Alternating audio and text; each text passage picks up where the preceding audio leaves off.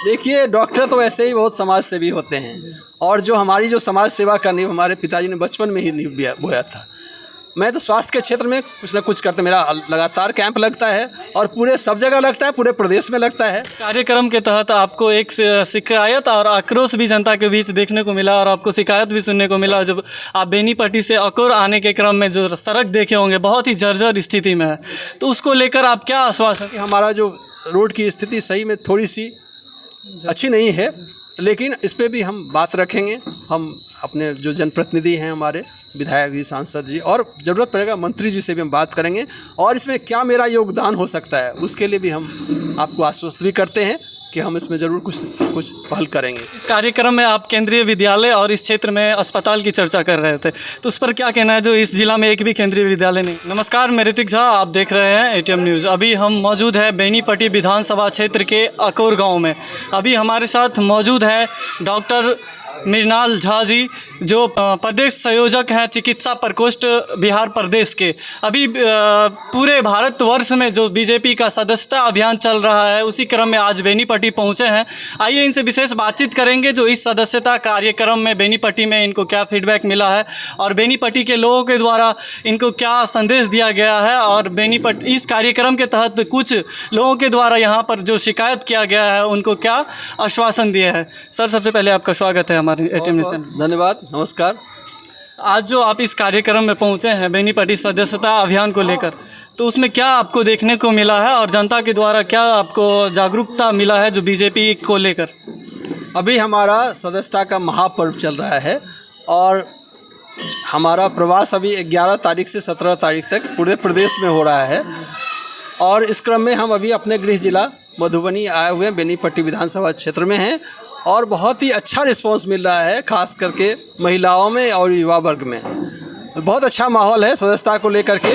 और जो हमारा लक्ष्य है, जो विश्व की सबसे बड़ी पार्टी है, हमने 11 करोड़ का फिर 18 करोड़ का जो लक्ष्य प्राप्त किया, अभी हम लोग इस बार 25 करोड़ ले जाएंगे इसको सदस्यता अभियान को लेकर के। और जो आप खुद देख रहे हो कि कितना उत्साहित हैं लोग यहाँ पर, हमारे खास करके युवा वर्ग यहाँ बहुत ही उत्साहित हैं यहाँ पे। सर, आप मधुबनी में लगातार समाज सेवा का कार्य कर रहे हैं। रक्षाबंधन में कुछ आप सबसे अलग हट के जितने भी बहन आपको राखी बांधी, चाहे आशा का हो या फिर जीविका का हो, उनको आप एक पेड़ गिफ्ट के तौर पर दिए। आपका क्या है, 2025 में चुनाव लड़ने का इरादा है या फिर क्या है कुछ ऐसा जो आप चुनाव लड़ेंगे? देखिए, डॉक्टर तो ऐसे ही बहुत समाज सेवी होते हैं और जो हमारी जो समाज सेवा का नींव हमारे पिताजी ने बचपन में ही नींव बोया था। मैं तो स्वास्थ्य के क्षेत्र में कुछ ना कुछ करते, मेरा लगातार कैंप लगता है और पूरे सब जगह लगता है, पूरे प्रदेश में लगता है। मेरा जब गृह जिला है ये और घर है मेरा, तो वहाँ तो थोड़ा ज़्यादा होना ही चाहिए। इसके अलावा जो हमारी समाज है, आप देखे होंगे जब ये जो घटना हुई है, कोलकाता की घटना हुई है, उससे रोंगटा खड़ा होने वाला घटना था। हमारी जितने भी बहनें हैं, हम कहते हैं मातृवत पर्दारिष्ट, हमारी जो बहन है, हमारे जो ये है, उसको एक सम्मान मिलना चाहिए। तो रक्षाबंधन का टाइम था, हमें लगा कि इसको पर्यावरण से भी जोड़ना है हमें, तो उसमें हमने उसको पर्यावरण से भी जोड़ा और हमारी जितने बहनें हम क्यों राखी बांधे, उन सबको हमने उपहार स्वरूप एक जो आम का पेड़ था उसको भेंट किया। ये चुनाव को लेकर के नहीं है, ये तो पार्टी तय करती है चुनाव में किसको लड़ना है नहीं लड़ना है, लेकिन ये मेरा कार्यक्रम पहले भी चलता था, आज भी चल रहा है, आगे भी चलते रहेगा ये कार्यक्रम। जैसे 2 सितंबर को सदस्यता अभियान भारतीय जनता पार्टी के द्वारा जब शुरुआत किया गया, इसका पहला सदस्य भारत के प्रधानमंत्री, यशस्वी प्रधानमंत्री नरेंद्र मोदी जी खुद बने। उस कार्यक्रम के तहत जेपी नड्डा सर का कहना था जो इस कार्यक्रम के तहत हम चाहते हैं जो 10 करोड़ से अधिक सदस्यता अभियान के तहत जो हमसे आदमी जुड़े, ये पार्टी में आदमी जुड़े। तो आप कह रहे हैं जो 25 करोड़ का लक्ष्य है, इस बार 25 करोड़ भी प्लस कर देंगे। क्या आपको संभव लग रहा है जो अभी इस क्षेत्र में आए हैं, तो यहाँ से फिर आपको क्या फीडबैक मिला है?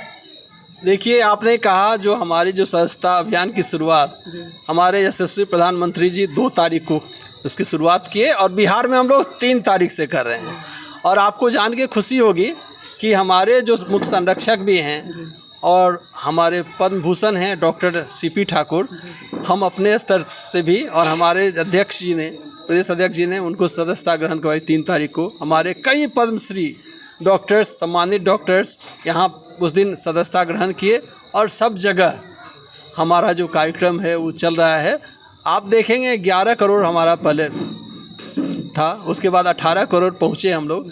और ये हमें उम्मीद है कि ज़रूर हम अपने ही रिकॉर्ड को फिर से तोड़ेंगे और हम ज़रूर कोशिश करेंगे, हमारी होगी। जिस तरह से लग रहा है माहौल है, हम 25 करोड़ तक ज़रूर पहुँचेंगे।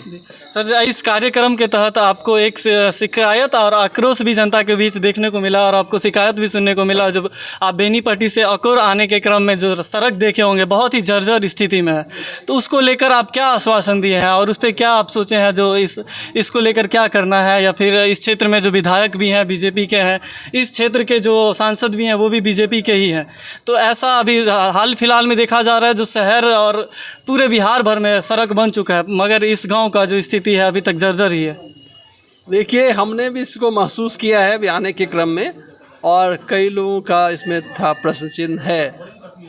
हम देखते हैं, हमारे विधायक भी हैं, हमारे सांसद भी हैं, हमारी सरकार भी है, हम इसमें बात करेंगे और हम देखते हैं कि क्या इसमें किया जा सकता है। क्योंकि और भी कई तरह के डेवलपमेंट हमारे, आप किसी भी क्षेत्र पिछले 10 साल में आप देखेंगे तो हमने जो हमारा प्रदेश है, हमारा देश है, बहुत तरक्की किया है और आगे आने वाले टाइम में और भी हम लोग इसको आगे बढ़ाएंगे। अभी हमारा जो रोड की स्थिति सही में थोड़ी सी अच्छी नहीं है, लेकिन इस पे भी हम बात रखेंगे। हम अपने जो जनप्रतिनिधि हैं, हमारे विधायक जी, सांसद जी, और ज़रूरत पड़ेगा मंत्री जी से भी हम बात करेंगे और इसमें क्या मेरा योगदान हो सकता है उसके लिए भी हम आपको आश्वस्त भी करते हैं कि हम इसमें ज़रूर कुछ पहल करेंगे इसमें। सर, इस कार्यक्रम में आप केंद्रीय विद्यालय और इस क्षेत्र में अस्पताल की चर्चा कर रहे थे, तो उस पर क्या कहना है? जो इस जिला में एक भी केंद्रीय विद्यालय नहीं है, उस पर क्या कहना चाहेंगे हमारे चैनल के माध्यम से? जी, ये बहुत अच्छा प्रश्न है आपका।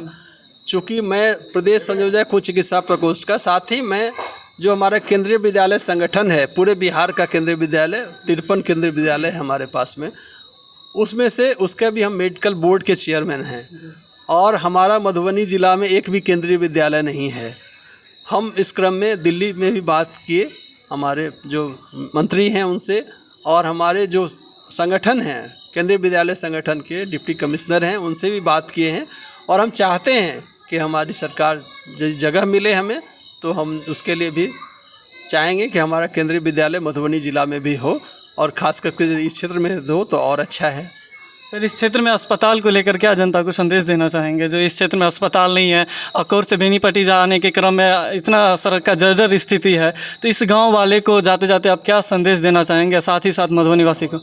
देखिए, रातों रात तो कुछ हो नहीं सकता है। आप खुद महसूस करेंगे कि जो हमने हर एक क्षेत्र में हमने अच्छा किया है, हमारा जो डेवलपमेंट हुआ है। और अभी जब हम माने अस्पताल को लेकर के अभी कई लोगों से बात भी हुई है, हमें करना है। और जो हमारी जो खास करके हमने यहाँ महसूस किया कि हमारा जो महिला डॉक्टर की ज़रूरत है, हमारे हॉस्पिटल का भी यहाँ पर और भी होना चाहिए, डेवलपमेंट होना चाहिए।